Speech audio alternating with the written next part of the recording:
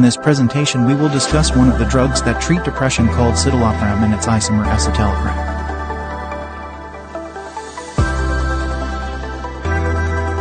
Research is under the supervised of Professor Mukhtar Al-Gharafi.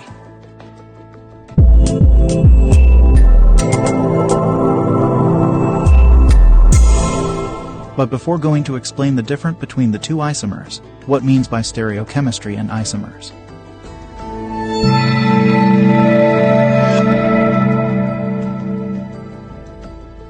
Stereochemistry is the study of the three-dimensional structure of molecules. It also defined as the branch of chemistry that concerned with the three-dimensional arrangement of atoms and molecules, and the effect of this on chemical reactions. The different compounds which have same molecular structure are called isomers, and the phenomenon is called isomerism. Isomers may be classified into many types.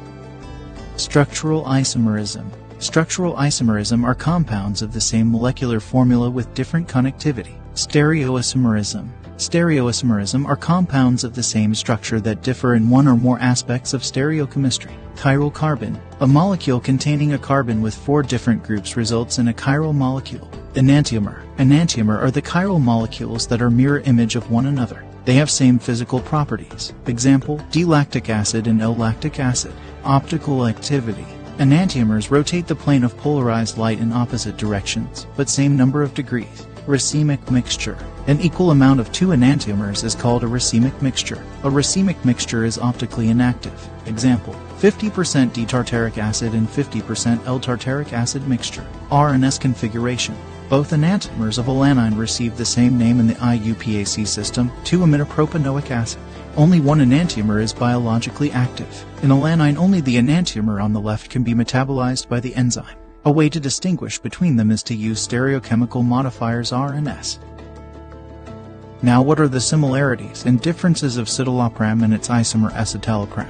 Some useful points before getting into more detail about these two medications. Citalopram and escitalopram have no significant drug-drug interactions. This is because of their low potential to inhibit cytochrome P450 isoenzymes. Citalopram is linked to QT prolongation. This drug was initially approved to be used in a range from 20 to 60 milligrams divided by day. In 2011, the FDA recommended against its use in doses higher than 40 milligrams divided by day. Regarding prescribing tips, escitalopram equivalent dose is half that of citalopram. Citalopram and escitalopram are antidepressant belonging to the class of SSRI, selective serotonin reuptake inhibitor used in the treatment of depression. Citalopram was approved in 1998 in the brand name Celexa. It is produced as a racemate.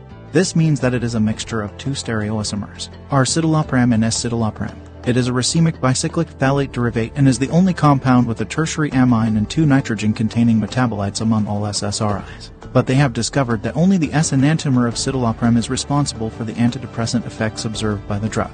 Escitalopram is only one enantiomer, S-citalopram. This drug was approved in 2002 in the brand name Lexapro. Citalopram with the molecular formula of the racemate. RS1,3-dimethylamino-propyl-1,4-FLUORO-phenyl 1,3-dehydroisobenzofuran 5-carbonitrile, has one asymmetric carbon atom in the 1 position in the isobenzofuran ring, leading to a racemic formulation of the S-enantiomer and the R-enantiomer. R-citalopram and S-citalopram are enantiomers, meaning they have the same chemical formula and connectivity but differ in their spatial arrangement. The main difference between them lies in the orientation of their chiral centers. In the 3D structure of citalopram, the chiral center is located at the carbon atom attached to the nitrogen atom in the central ring. In R-citalopram, the substituents surrounding the chiral center are arranged in a clockwise direction, while in S-citalopram, the substituents are arranged in a counterclockwise direction. The white to off-white crystals of the racemate have a melting point of 1 to 188 degrees Celsius. The hydrobromide salt is sparingly soluble in water, and it is soluble and stable in ethanol for up to 1 year at plus 4 degrees Celsius. The pKa for the base of citalopram is 9.5. In the brain, information is passed along via electric signals. When the electric pulse reaches the presynaptic terminal of one neuron, the signal is chemically transferred to the postsynaptic terminal of the next neuron.